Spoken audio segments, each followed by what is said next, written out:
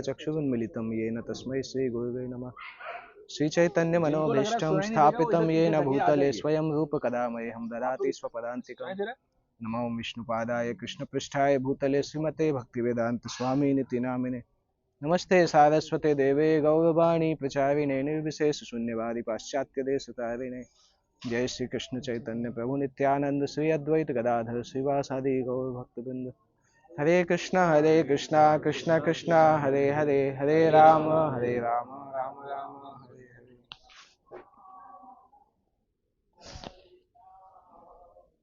आप में से कितने लोग हैं जो श्रीनाथ जी गए हैं? नाथद्वारा श्रीनाथ जी मतलब अगली यात्रा वहां ले जानी कई पड़ेगी। कम लोग गए हैं। मैं सोचा था कि बहुत, क्योंकि गुजरात से श्रीनाथ जी बहुत रेगुलर लोग जाते हैं। तो श्रीनाथ जी भगवान का प्राकट्य यहीं पे हुआ था जहाँ पे हम बैठे हुए हैं। इसी जगह पे भगवान श्रीनाथ जी को जमीन के अंदर से निकाला गया था। और ये जो मंदिर देख रहे हैं आपके पीछे, माधवेंद्रपुरी, इन्होंने श्रीनाथ जी को निकाला था यहाँ से। वो इसी जगह पे बैठ के भजन कर रहे थे। माधवेंद्रपुरी जी हमारे संप्रदाय के चैतन्य महाप्रभु के जो गुरु जी थे, उनके गुरु जी थे। तो माधवेंद्रपुरी का ऐसा एक नियम उनका था। बहुत प्रसिद्ध सन्यासी थे, पर उनका एक नियम था कि किसी से कुछ मांगते नहीं थे खाने के लिए। किसी से कुछ, हाँ, डंडा लेके भगा सकते हैं, डंडा से भाग सकते हैं।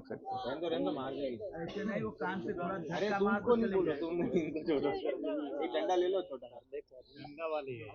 डंडा नहीं, कल वहां पे झटका मारा चली जाए, कान पे झटका मार, कान पर, हां कान। अरे नहीं दुखता, नहीं दुखता है।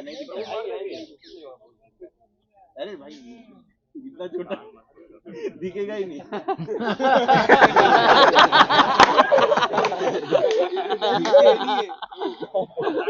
दिखेगा ही नहीं। वो एनवायरमेंटल इंजीनियर है ना।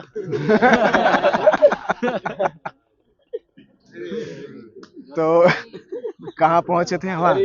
माधवेंद्रपुरी जो थे, उनका एक नियम था कि वो भोजन कभी किसी से मांगते नहीं थे।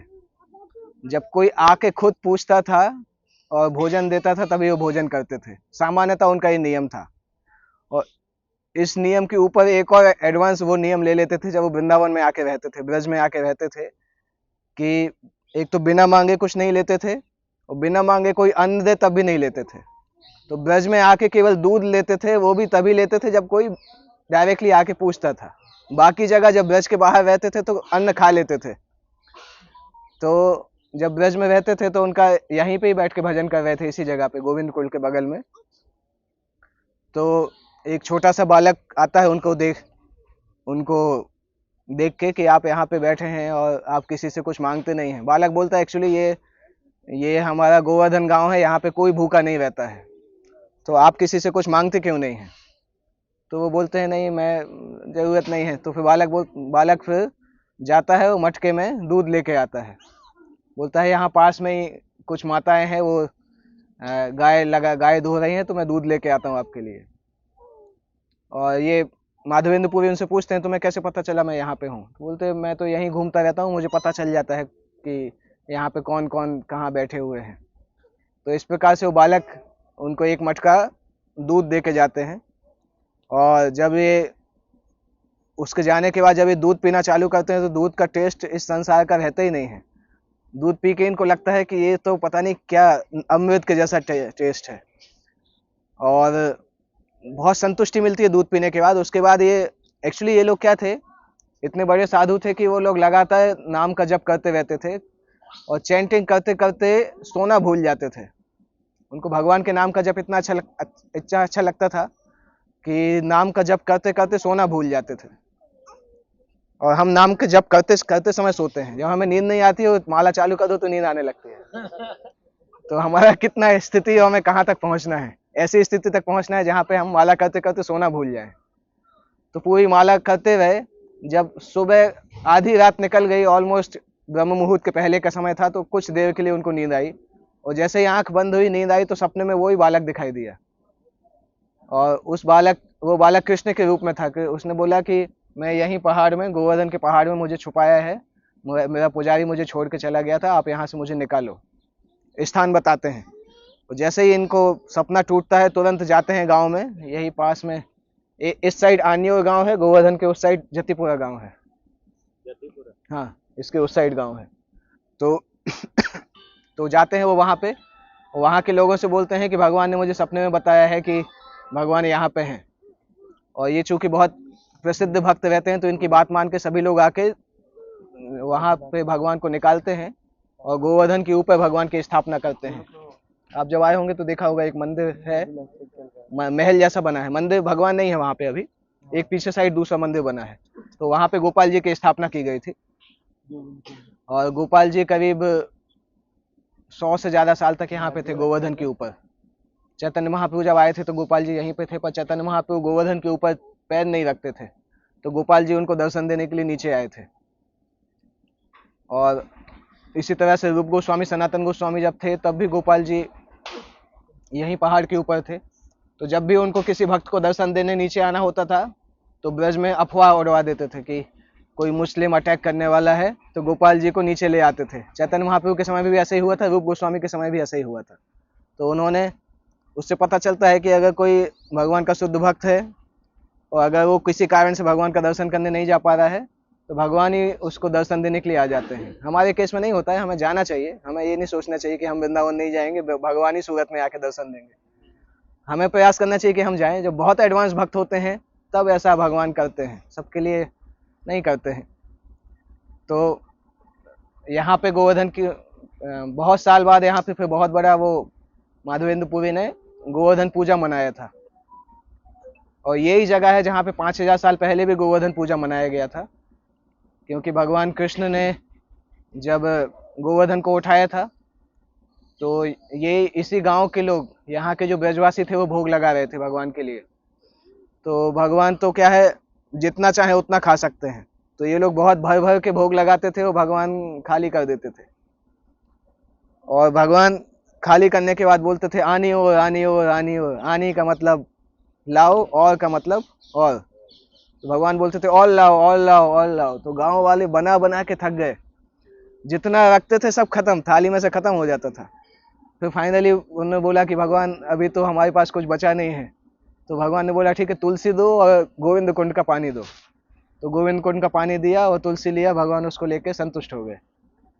इसलिए इस गांव का नाम आन्योर गांव हुआ, क्योंकि उसी से बना है। आन्योर भगवान बोलते थे, इसलिए इस गांव का नाम आन्योर हुआ। और गोवर्धन हमेशा से भगवान की सेवा करना चाहते थे, क्योंकि गोलोक धाम में गोवर्धन भगवान के पार्षद के जैसे हैं। जब ब्रह्मा जी और सभी लोग गोलोक धाम गए थे, भगवान, श्रीमद् भागवतम में बताया जाता है कि वो भगवान विष्णु के पास गए थे। गर्ग संहिता में वर्णन आता है कि ये सभी लोग वैकुंठ के ऊपर गोलोक धाम तक गए थे भगवान से मिलने के लिए। क्योंकि यहाँ पे जब विष्णु जी के पास गए थे, तो विष्णु जी ने बोला था कि एक्चुअली नॉर्मली तो मैं ही आता हूँ धरती पे, परंतु अभी भगवान कृष्ण के आने का टाइम है, तो अभी आपको डायरेक्टली उनके पास ही जाना चाहिए। तो ये लोग वैकुंठ में दर्शन करने गए थे भगवान का। और गोलोक में जब अंदर गए, जाके भगवान से बोला कि भगवान आप आइए धरती पे। तो भगवान ने राधा रानी से पूछा कि चलते हैं, तुम्हारी इच्छा है चलने की? राधा रानी बोला, मेरी इच्छा नहीं है धरती पे जाने की, अच्छी जगह नहीं है, कौन जाएगा? तो कृष्ण ने बोला, फिर ऐसा करते, मैं जाता हूँ, तुम यहीं रुको। तो राधा रानी ने बोला, नहीं नहीं, आपको भी नहीं जाने देंगे, मैं आपके बिना कैसे रहूंगी, आप कैसे जा सकते हैं? तो भगवान ने बोला, नहीं जाना तो पड़ेगा, वहां पे जरूरत है तो जाना पड़ेगा। फिर राधा रानी ने बोला, एक ही शर्त पे चलूंगी कि पहले गोवर्धन को भेजना पड़ेगा और यमुना को भेजना पड़ेगा, तभी मैं जाऊंगी, इन दोनों के बिना नहीं जाऊंगी। तो भगवान द्वापर युग में आए, भगवान ने गोवर्धन को सतयुग में ही भेज दिया था कि आप पहले से जाओ, उसके बाद मैं आऊंगा। तो गोवर्धन का जन्म दूसरे वर्ष में हुआ था, बहुत दूर।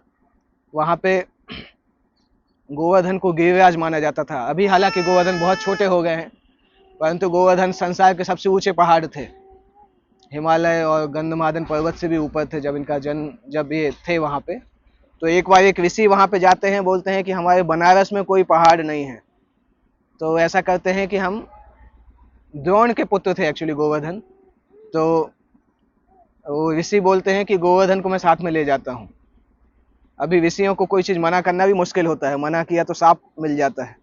तो उनके पिता को गोवर्धन को भेजने की इच्छा नहीं थी, परंतु अभी ये ले जाना चाहते थे, इसलिए उनको ले गए। पर गोवर्धन को जब वो हवा से लेके जा रहे थे, वो गोवर्धन ब्रजमंडल के ऊपर से निकलते हैं, तो उनको याद आता है कि भगवान यहाँ पे आने वाले हैं, अगर मैं बनारस चला जाऊंगा तो भगवान की लीला में भाग कैसे लूंगा। तो गोवर्धन पे अपना वजन बढ़ाना चालू करते हैं, और इतना वजन बढ़ाते हैं। गोवर्धन एक्चुअली पहले से शर्त रखे थे कि मैं एक बार अगर आप जमीन पे रखोगे तो फिर मैं उठूंगा नहीं। तो जब गोवर्धन का वजन बहुत बढ़ जाता है, तो वो ऋषि कुछ देर के लिए थक के यहाँ पे गोवर्धन को रख देते हैं, और जब रख के जब दूसरी बार उठाने का प्रयास करते हैं तो गोवर्धन उठते नहीं। और गोवर्धन खुश हो जाते हैं कि अभी भगवान आएंगे, तो भगवान का यहीं पे वेट करते हैं। और वो ऋषि फिर उनको श्राप देते हैं कि आप मेरे साथ बनारस नहीं गए, इसलिए मैं श्राप देता हूँ कि मैं आपका जो हाइट है वो हर दिन कम होता जाएगा, सरसों के बीज के जैसा कम होता जाएगा। तो 5000 साल पहले भी गोवर्धन बहुत बड़ा था। करीब ऐसा बताया जाता है कि 10-15-20,000 साल पहले गोवर्धन की परछाई जो है मथुरा तक पहुंचती थी। इतना बड़ा था ये।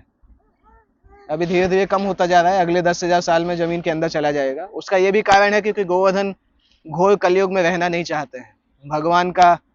भगवान के विरह के कारण वो संसार से जाना चाहते हैं। ऐसा भी बताया जाता है कि जिस दिन गोवर्धन, जमुना और गंगा संसार से चली जाएगी, तब कलयुग का मूवी चालू होगा। अभी कलयुग का ट्रेलर दिखाई दे रहा है केवल, क्योंकि कलयुग के पूरे प्रवाह को इन्होंने संभाल के रखा है, गोवर्धन, गंगा और यमुना ने। जिस दिन ये तीनों संसार से चले जाएंगे, तब पता चलेगा वास्तविक कलयुग क्या होता है। तो जिसको अभी का समय खतरनाक लग रहा है, अभी कुछ भी नहीं है, अभी तो पूरा मूवी देखना बाकी है। परंतु बेटर उसके पहले भगवत धाम चले जाएं, वो मूवी देखने की जरूरत नहीं है। वो मूवी देखेंगे तो हालत खराब हो जाएगी, क्योंकि हमारी पिटाई होने वाली है उस मूवी में। तो इस प्रकार से गोवर्धन इस संसार में है, और जब तक हैं अगले 9500 साल तक, तब तक भगवान का ये आशीर्वाद है कि गोवर्धन परिक्रमा करने वाले को जन्म मृत्यु के चक्कर नहीं देखना पड़ता है। कई भक्त यहाँ पे हैं जो गोवर्धन परिक्रमा हर दिन करते हैं।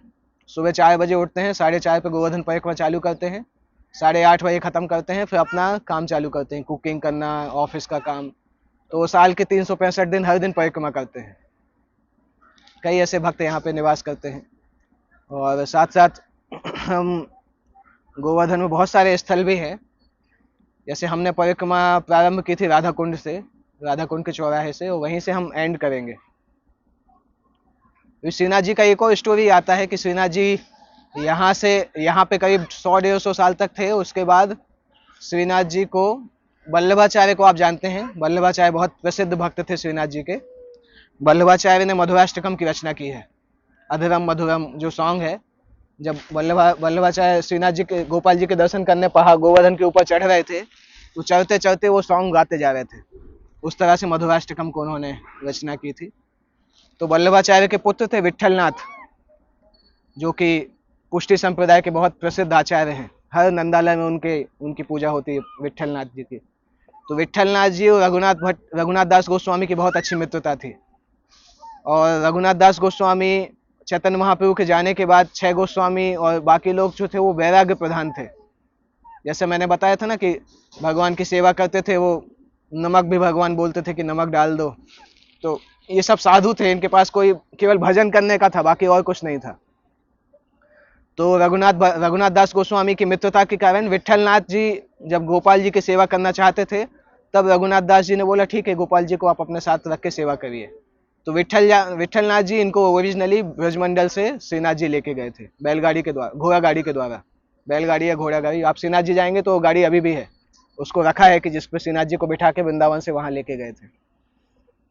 करीब 350 साल पहले श्रीनाथ जी को यहाँ से श्रीनाथ जी लेके गए। उसके बाद से श्रीनाथ जी वहाँ पे इतने प्रसिद्ध हो गए कि वापस जब वृंदावन लाने का हुआ, तो फिर वहाँ के भक्तों ने मना कर दिया कि नहीं नहीं, अभी तो यहाँ पे ही रहेंगे, अभी वृंदावन वापस नहीं जाएंगे। तो इसलिए वो वहाँ पे है अभी।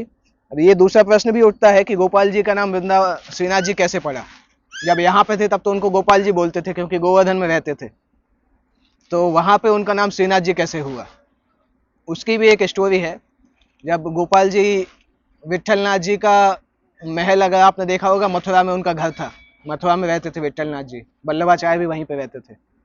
तो जब गोपाल जी, श्रीनाथ जी नहीं गए थे, यहीं पे थे, तो विट्ठल नाथ जी के 7 पुत्र थे और गोपाल जी को अपना 8वां पुत्र मानते थे, अपने बच्चे के जैसा सेवा करते थे। तो एक बार उनके घर में क्या है, चूड़ी बेचने वाला आया। पहले के समय में आप देखते थे कि चूड़ी बेचने वाले घर पे आते थे और घर में जितनी माताएं होती थी उनको उनके हिसाब से चूड़ी पहनाते थे। तो जब चूड़ी बेचने वाले आए तो विट्ठल नाथ जी ने बोला हमारी 7 बहुएं हैं, और बुलाया उनको बोला आप इनको जितना भी चूड़ी चाहिए उतना दे दीजिए। तो उसने हाथ का नाप लिया सबका और फिर चूड़ी दिया।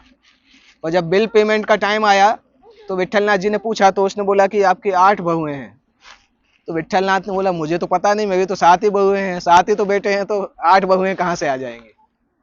तो वो चूड़ी वाला अड़ गया कि नहीं मैंने तो 8 हाथों में घर चूड़ी पहनाई है, ऐसा कैसे हो सकता है, मैंने 16 हाथों में चूड़ी पहनाई, आप बोल रहे 14 हाथ है, ऐसा हो ही नहीं सकता है। विट्ठल नाथ बोलते अरे ऐसे कैसे, किस मुझे पता है कि तुम्हें पता है मेरी कितनी बहुएं हैं। तो वो उसने बोला, फिर चूड़ी वाले ने बोला सबको बुलाओ मैं बताता हूँ, मैंने तो 8 हाथों में पहनाई है।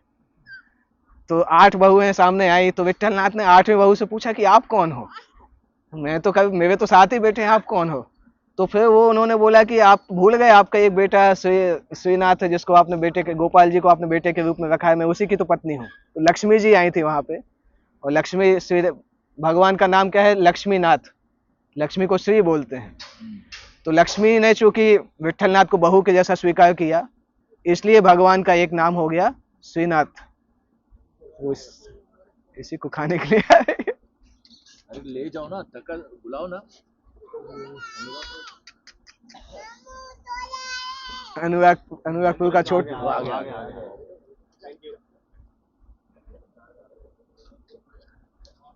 तो इस प्रकार से गोपाल जी का नाम श्रीनाथ जी हुआ उस घटना के बाद से। और फिर गोपाल जी जब वहां पे हैं तो वहां पे श्रीनाथ जी नाम से प्रसिद्ध हो गए। परंतु अभी भी वृंदावन के भक्त जब वहां जाते हैं तो उनको गोपाल जी बुलाते हैं, क्योंकि उनका पुराना नाम गोपाल जी है। आप सूरत मंदिर में जाएंगे, जहांगीरपुरा मंदिर में, तो श्रीनाथ जी का विग्रह है, परंतु उसको जब उद्घोषित कैसे करते हैं, जब उनकी जय जयकार करते हैं, कैसे करते हैं, श्रीनाथ जी गोपाल जी दोनों नाम बोले जाते हैं, इसीलिए क्योंकि गोपाल जी उनका पुराना नाम है। तो गोवर्धन परिक्रमा में हमारा सबसे पहला स्टॉप कौन सा आया था, सबसे पहला जगह कौन सा हमने देखा था? कुसुम सरोवर।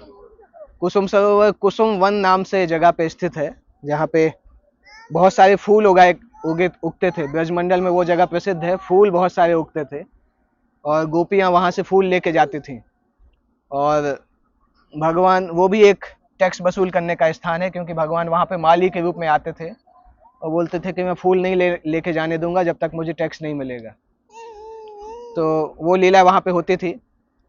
और एक बार ऐसा भी हुआ था कि गोपियां पहले पहचान नहीं पाई, पर फिर भगवान ने अपनी बांसुरी यहाँ पे छुपा के रखी थी, तो गोपियां पहचान गई थी कि ये तो कृष्ण है, ये कोई माली नहीं है।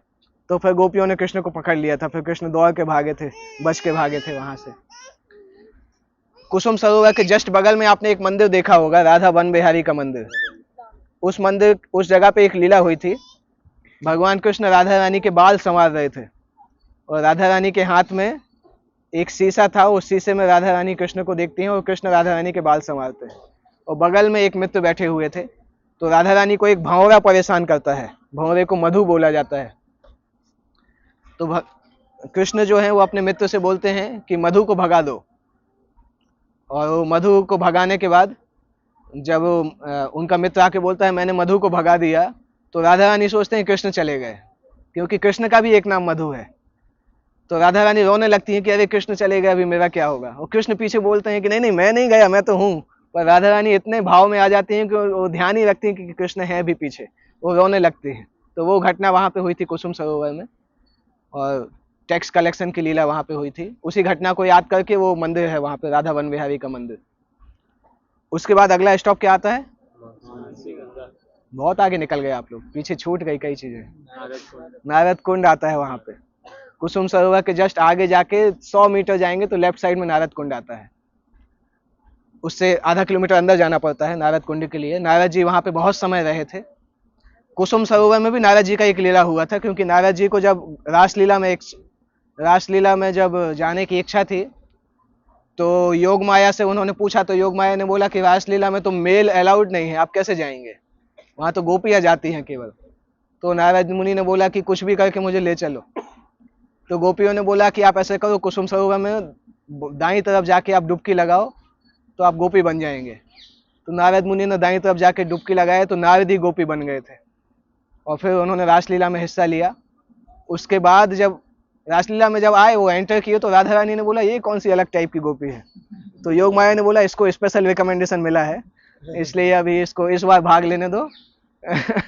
तो रासलीला में भाग लिया। फिर राधा रानी ने बोला कि अभी आपका हो गया टाइम अप हो गया, आपको जो कंसेशन मिला था अभी पूरा हो गया, अभी आप बाहर जाइए।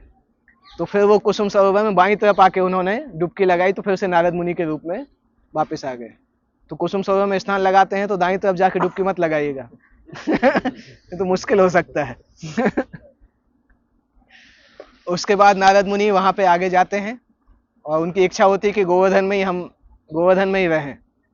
परंतु नारद मुनि को एक शाप मिला था कि एक जगह पे ज्यादा देर नहीं रह सकते हो। किसने शाप दिया था? दक्ष ने शाप दिया था, क्योंकि दक्ष के 10,000 पुत्रों को उन्होंने तपस्या के लिए भेजा था, नारद मुनि ने उनको सन्यासी बना दिया था। उसके बाद दक्ष ने फिर से 1,000 पुत्रों को भेजा, फिर से उनको भी सन्यासी बना दिया। उसके बाद दक्ष ने पुत्रों को जन्म देना ही बंद कर दिया, पुत्रियों को जन्म दिया कि कम से कम नारद मुनि इनको नहीं पकड़ पाएंगे। और फिर दक्ष इतने नाराज थे कि नारद मुनि को जाके शाप दिया कि आप जहां ज्यादा रहते हो वहां परेशान करते हो, इसलिए आप कहीं एक ज्यादा नहीं रह पाओगे। तो नारद मुनि खुश हो गए, क्योंकि नारद मुनि यही चाहते थे, वो तो दुनिया भर में घूमना चाहते थे, एक जगह रुक के नहीं, वो तो दुनिया भर में प्रचार करना चाहते थे। तो नारद मुनि धन्यवाद बोल के आ गए। और जब भगवान विष्णु ने नारद मुनि से बोला कि आप ऐसा करो गोवर्धन में ही रहो, तो नारद मुनि ने बोला मुझे दक्ष ने शाप दिया है कि ज्यादा दिन नहीं रह सकता हूँ। तो भगवान ने बोला कि वो शाप यहाँ पे असर नहीं करेगा, क्योंकि वो शाप तो भौतिक संसार के लिए था, ये तो भौतिक संसार का हिस्सा नहीं है, ये आध्यात्मिक संसार है, तो यहाँ पे रह सकते हैं। तो नारद मुनि वहां पे नारद कुंड के बगल में रहे थे। नारद भक्ति सूत्र नाम से जो ग्रंथ है उसकी रचना वहीं पे हुई है। बहुत लंबे समय नारद मुनि वहां पे रहे हैं, और वो नारद कुंड ऐसा है कि बहुत कम लोग वहां पे जाते हैं। तो अभी भी वैसे ही लगता है जैसे 5,000 साल पहले का नारद कुंड है। हम लोग भी कभी नहीं जाते हैं। कभी कभी किसी को बताओ कोई के पैर में दर्द नहीं होता वो जाता है, क्योंकि कुंड गेट से भी अंदर 300-400 मीटर है, पर कभी जाना चाहिए वहां जाके। आप हम लोग एक बार गए थे, हमने रात में परिक्रमा किया था, तो सुबह सुबह 4 बजे नारद कुंड पहुंचे थे, क्योंकि वो परिक्रमा मानसी गंगा से चालू किया था हमने। तो नारद कुंड में हमने 4-5 माला किया था। बहुत अच्छा माला होता है वहां पे, इतनी शांति है कि वहां पे एक बाबा जी भी रहते हैं, दीनबंधु प्रभु के बहुत अच्छे मित्र हैं वो बाबा जी वहीं सुबह सुबह भजन करते रहते हैं कुंड के बगल में बैठ के। बहुत अच्छी जगह है वो। तो नारद कुंड को पार करते हैं। उसके बाद कौन सा स्थान आता है? नहीं, मानसी गंगा अभी भी नहीं आता है, ग्वाल पोखर आता है। ग्वाल पोखर आता है, जहाँ पे मधुमंगल, कल परसों मैंने लीला सुनाई थी ना, मधुमंगल के हाथ से, नहीं दामोदर लीला नहीं सुनाई थी, मधुमंगल वहां पे, वो मधुमंगल का सीक्रेट छुपने का स्थान था। एक बार कृष्ण को पता चल गया था कि ये मधुमंगल का स्थान है छुपने का, यहाँ छुप के वो लड्डू खाते हैं।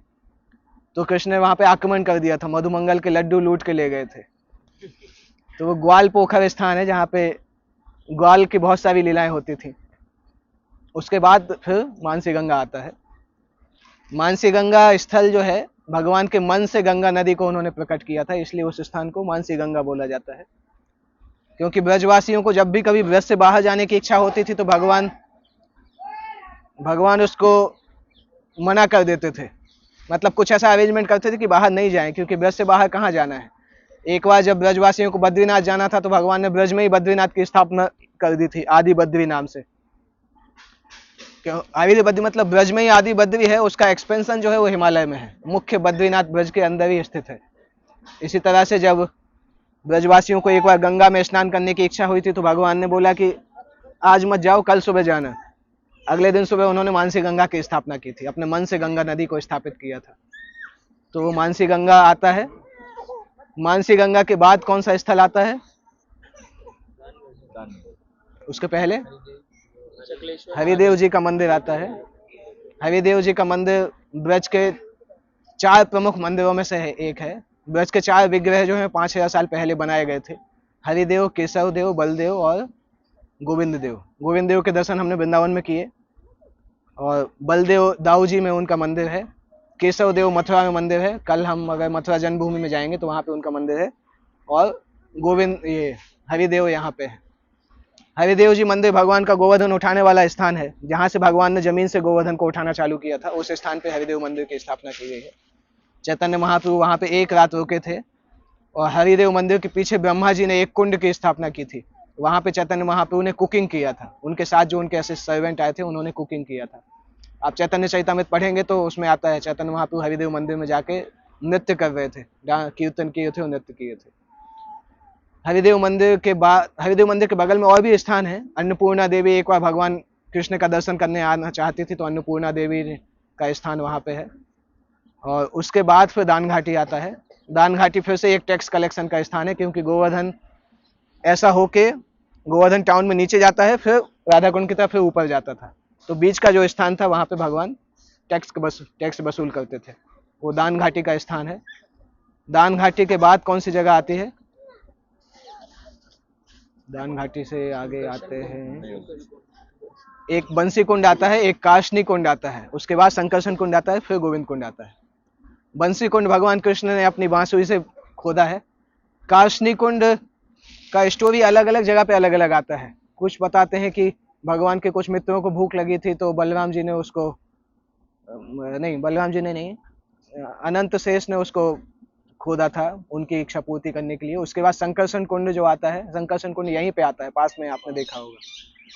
संकर्षण कुंड में भगवान बलराम की इच्छा थी कृष्ण की सेवा करने की। जब कृष्ण ने ये गोवर्धन उठाया था तो भगवान बलराम अनंत शेष के रूप में गोवर्धन पर्वत के ऊपर थे, जिससे कि गोवर्धन पर्वत पर बारिश की बूंद नहीं आए। तो ओरिजिनली गोवर्धन पर्वत के ऊपर बारिश नहीं हो रही थी, सारी बारिश अनंत शेष के ऊपर हो रही थी, क्योंकि गोवर्धन के ऊपर भी गाय चल रही थी, उनके ऊपर कोई बारिश का प्रभाव नहीं पड़ा था। और अनंत शेष सारे पानी को डाइवर्ट करते जा रहे थे, तो सारा पानी संकर्षण कुंड में जाके जमा होता था। तो गोवर्धन में पूरा सूखा था, कोई बारिश नहीं था। केवल इंद्र को लग रहा था कि बारिश हो रही है, बाकी गोवर्धन में कोई बारिश नहीं हो रही थी। तो उस तरह से वो संकर्षण कुंड बना। संकर्षण कुंड के बाद ये गोविंद कुंड स्थान है, जहाँ पे ब्रह्मा जी ने भगवान का अभिषेक किया था। जब ब्रह्म विमोहन लीला हुआ था, उसके बाद ब्रह्मा जी ने भगवान का अभिषेक किया था यहाँ पे, और इंद्र ने फिर भगवान का अभिषेक किया था सुरभि कुंड पे, जहाँ पे हम आगे इसके बाद जाएंगे। तो गोविंद कुंड ऑलमोस्ट अभी हमारा परिक्रमा 45% तक हो गया है, क्योंकि यहाँ से 1-1.5 किलोमीटर जाएंगे तो परिक्रमा का आधा हिस्सा आ जाता है। और जहाँ से हम गोवर्धन के राइट साइड में टर्न लेते हैं, वहाँ पे एक मंदिर है पूछड़ी का लोटा। भगवान के एक मित्र थे, जब भगवान मथुरा जा रहे थे तो वो मथुरा की दिशा में देख के वेट कर रहे थे कि भगवान कब आएंगे। तो 5000 साल से वो वेट कर रहे हैं भगवान का मथुरा से लौटने का। तो उस स्थान पे वो मंदिर बना है, वहाँ से मथुरा की दिशा में वो देखते रहते हैं। और उसके बाद फिर अभी हम गोवर्धन इस साइड है, फिर उस साइड से गोवर्धन से घूम के वापस आएंगे। तो जब वापस आते हैं तो एक स्थान आता है राघव पंडित की गुफा। ये सारे स्थान हो सकता है हम जाके देख नहीं पाए, इवन अभी तक हमने जो बताया उसमें भी कई स्थान आपने नहीं देखे होंगे, परंतु सुनना भी एक प्रकार का दर्शन करना है, सुन के भी दर्शन कर सकते हैं। राघव पंडित की गुफा अभी जाना बहुत कठिन है, गुफा ऑलमोस्ट बंद जैसी हो चुकी है। पर वो गुफा है जब भगवान के भक्त एक राघव पंडित बंगाल से यहाँ पे आए थे, तो उस स्थान पर रह के उन्होंने भजन किया था, इसलिए उस गुफा के नाम से वो प्रसिद्ध है। उसके बाद सुरभि कुंड स्थान आता है, जहाँ पे सुरभि गाय ने भगवान का अभिषेक किया था, क्योंकि इंद्र ने जब बरसात कराई थी तो गोवर्धन पूजा वाले दिन तो गोवर्धन की पूजा नहीं हुई थी, इन लोगों ने गाय की पूजा कर ली थी, मतलब इंद्र की पूजा कर ली थी और गोवर्धन की पूजा की थी और गाय की पूजा की थी। GBC, गोवर्धन, ब्राह्मण और काऊ, 3 की पूजा की थी। तो एक वो दिन था दीपावली का दूसरा दिन, गोवर्धन पूजा एक प्रतिपदा का दिन था। प्रतिपदा के दूसरे दिन क्या था? भाई दूज आता है। भाई दूज यहाँ पे ब्रज में बहुत फेमस है। मथुरा में एक मंदिर है यमुना जी और यम का, भाई बहन का मंदिर है। तो उस दिन बोला जाता है कि भाई बहन को वहां जाके कंबाइंड पूजा करना चाहिए, तो उनकी लड़ाई बंद हो जाएगी। एक और चीज है, यम ने यमुना को आशीर्वाद दिया था कि आज के दिन आके अगर इस इस मंदिर में भाई दूज के दिन अगर भाई बहन वहां जाके दर्शन करते हैं, तो यमराज ने बोला था उनका नाम मैं अपनी लिस्ट में से हटा दूंगा, मतलब उनको यमराज के दर्शन नहीं करने पड़ेंगे। भाई दूज के दिन ही हम यहाँ आए थे। अगली बार ध्यान रखिएगा, भाई दूज के दिन मथुरा में विश्राम घाट के पास में यमराज और यमुना का मंदिर है। पिछले साल में भाई दूज के अगले दिन वहां दर्शन करने गए। एक दिन लेट हो गए अगले दिन गए। वहां पे भाई बहन का दर्शन करना अच्छा माना जाता है। तो एक दिन गोवर्धन पूजा था, दूसरे दिन ये भाई दूज था। तो इंद्र दूसरे दिन वेट करते रहे कि हो सकता है कल मेरा पूजा नहीं किया, आज पूजा करेंगे। तो दूसरे दिन भी पूजा नहीं हुआ। तो तीसरे दिन से इंद्र ने बारिश करना चालू किया 7 दिन तक, तीसरा, चौथा, पांचवा, छठवां, सातवां, आठवां, 9वां। तो 9 दिन तक भगवान ने पर्वत उठाया, तीसरे दिन से लेके 9वें दिन तक। 10वें दिन इंद्र को होश आया कि अरे क्या कर दिया मैंने। 10वें दिन आके भगवान से माफी मांगा। और उसके बाद अगले दिन एकादशी था। तो सारे लोग गोवर्धन के पास में ही सोए थे। और एकादशी की रात में आपने वो लीला याद की होगी कि जब नंद बाबा ने समय के पहले स्नान कर लिया था तो वरुण देव के लोग उनको लेके चले गए थे, फिर कृष्ण ने आके छुड़ाया था। तो वो लीला एक साथ ही हुई थी। कृष्णा बुक में भी एक साथ आती हैं वो लीलाएं। तो सुरभि कुंड के बाद फिर अगला आता है उद्धव कुंड, जहाँ पे उद्धव जी पेड़ के रूप, लताओं के रूप में रहते हैं। जतिपुरा आता है, हाँ, अच्छा याद दिलाया। जतिपुरा का नाम जतिपुरा इसलिए पड़ा क्योंकि जति का मतलब होता है सन्यासी और पुरा मतलब रहने का स्थान। तो माधवेंद्रपुरी जब ब्रज में रहते थे तो वहीं पे निवास करते थे। जो माधवेंद्रपुरी ने श्रीनाथ जी को निकाला, उनका निवास स्थान वहां पे था, तो इसलिए उस गांव का नाम जतिपुरा है। हालांकि वहां पे मुखारबिंद का मंदिर है, परंतु गौड़ीय संप्रदाय के लोग वहां पे मुखारबिंद नहीं मानते हैं, क्योंकि मुखारबिंद कहाँ होता है? मुख में होता है, और गोवर्धन का मुख वहां पे नहीं है। गोवर्धन एक मोर के जैसा है जिसके 2 आंखें, राधा कुंड, श्याम कुंड है। और ये जो हिस्सा है ये तो गोवर्धन का पीछे का हिस्सा है, पूंछ का हिस्सा है। हम वहां पहुंचने वाले, इसलिए यहाँ पे मंदिर है पूंछड़ी का लोटा, क्योंकि गोवर्धन की पूंछ के पास वो मंदिर है। तो अगर पूंछ के पास मुखारबिंद है तो ये मुख कहाँ है? ये तो पेट का स्थान है। मुख तो राधा कुंड के पास होना चाहिए। इसलिए राधा कुंड के पास में एक मुखारबिंद है जहाँ पे गौड़ी वैष्णव लोग पूजा करते हैं, वो मुखारबिंद माना जाता है। और वहां पे लीला भी है, क्योंकि जब राधा कुंड को खोदा जा रहा था तो एक पत्थर पे जब आघात किया गया पत्थर तोड़ने के लिए, तो उसमें से खून निकलने लगा। तो सबको आश्चर्य हुआ कि पत्थर से खून कैसे निकल रहा है। तो रघुनाथ दास गोस्वामी को सपने में फिर भगवान ने बताया कि एक्चुअली ये मेरी जीभ है, गोवर्धन ये मेरी जीभ है, तो आप इसको खोदो मत, इसको निकाल के पूजा के स्थान पे रखो। तो उस पत्थर को रखा गया है, उस वहां पे हम मुखारबिंद का दर्शन करते हैं। ये मुखारबिंद पुष्टि मार्ग के लोग बोलते हैं, परंतु चैतन्य महाप्रभु यहाँ पे मुखारबिंद नहीं बोलते हैं, मुखारबिंद राधा कुंड के पास बोलते हैं, क्योंकि लॉजिकली मुखारबिंद आंखों के पास होना चाहिए। मुख जो है वो आंखों के बगल में होता है। तो जतिपुरा के बाद फिर उद्धव कुंड आता है, क्योंकि उद्धव को ऐसी इच्छा, उद्धव भगवान के बहुत बड़े भक्त थे, परंतु उद्धव को थोड़ा ऐसा भी लगता था कि मैं भगवान का सबसे बड़ा भक्त हूँ। इसलिए भगवान ने उनको वृंदावन भेजा था कि आप जाओ। जब ऊंट पहाड़ के नीचे आता है तभी उसको पता चलता है कि कितना ऊंचा है। तो उद्धव जब यहाँ पे आए, गोपियों से मिला, स्पेशली राधा रानी से मिला और भ्रमर गीत सुना, तो उद्धव को पता चला कि इन लोगों की भक्ति के आगे मेरा तो कोई लेवल ही नहीं है। तो उद्धव ने सोचा कि मैं यहीं पे पेड़ लताओं के रूप में रहता हूँ, जिससे गोपियां जब भगवान की सेवा के लिए जाएंगी तो मेरे ऊपर अपना पैर रख के जाएंगी, मेरे सिर के ऊपर, तो कम से कम मुझे थोड़ा बहुत भक्ति मिलेगा। तो उद्धव वहां पे लताओं के रूप में रहते हैं, उस उद्धव कुंड के आसपास के स्थान में। उद्धव कुंड के बाद राधा कुंड आता है। अभी राधा कुंड में अपने आप में इतने स्थान है कि उनका वर्णन करना पॉसिबल नहीं है, मतलब हमारे स्कोप से बाहर है, हम सबका दर्शन भी नहीं कर पाएंगे, क्योंकि राधा कुंड प्राचीन समय से सारे आचार्यों का भजन स्थली रहा है। एक और गाय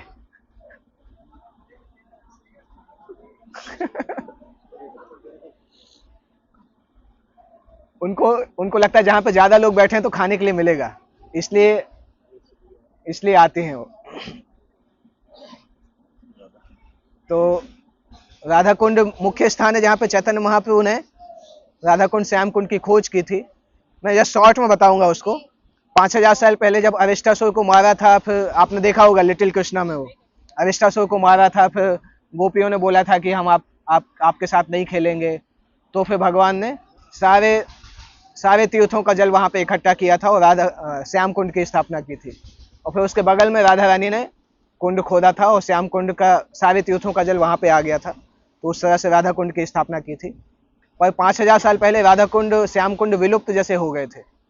तो चैतन्य महाप्रभु जब वहां पे थे तब उन्होंने ढूंढ के निकाला कि ये जो धान के खेत में थोड़ा सा पानी है ये राधा कुंड श्याम कुंड है।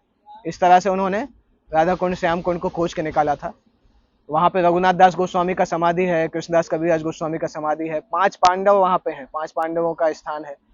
क्योंकि जब श्याम कुंड को खोदा जा रहा था तो युधिष्ठिर ने सपने में आके बोला था कि हम लोग श्याम कुंड के किनारे रहते हैं पेड़ के रूप में, तो हमें मत काटना। तो वहां पे 5 पांडव निवास करते हैं। जब भगवान गोविंद देव गोपीनाथ यहाँ से जयपुर जा रहे थे औरंगजेब के डर से, तब उनको राधा कुंड में 1 दिन के लिए रखा गया था। तो उनके मंदिर भी वहां पे स्थित हैं। राधा रानी की जो सखियां थी उनके कुंड भी वहां पे हैं। तो राधा कुंड में अपने आप में बहुत सारे स्थान हैं। अगर वो वर्णन करेंगे तो पूरा एक क्लास उसमें ही हो जाएगा, वो कभी हम बाद में करेंगे। राधा कुंड तक जाते जाते आप लोग बैठने लायक नहीं बचेंगे। अभी देखना राधा कुंड के पास में चलने की स्टाइल बदल जाएगी लोगों का, देखते हैं अभी चलने की स्टाइल बदल जाती है जो पैदल जाते हैं। हाँ राधा कुंड में कथा बहुत कम होता है, बहुत मुश्किल होता है। वहां से हम चलेंगे, बाद में कभी देखेंगे। ओके, तो एंड करते हैं, यहाँ से स्टार्ट करेंगे। अभी आपको सारे स्थान पता है तो अभी हम रुकेंगे नहीं,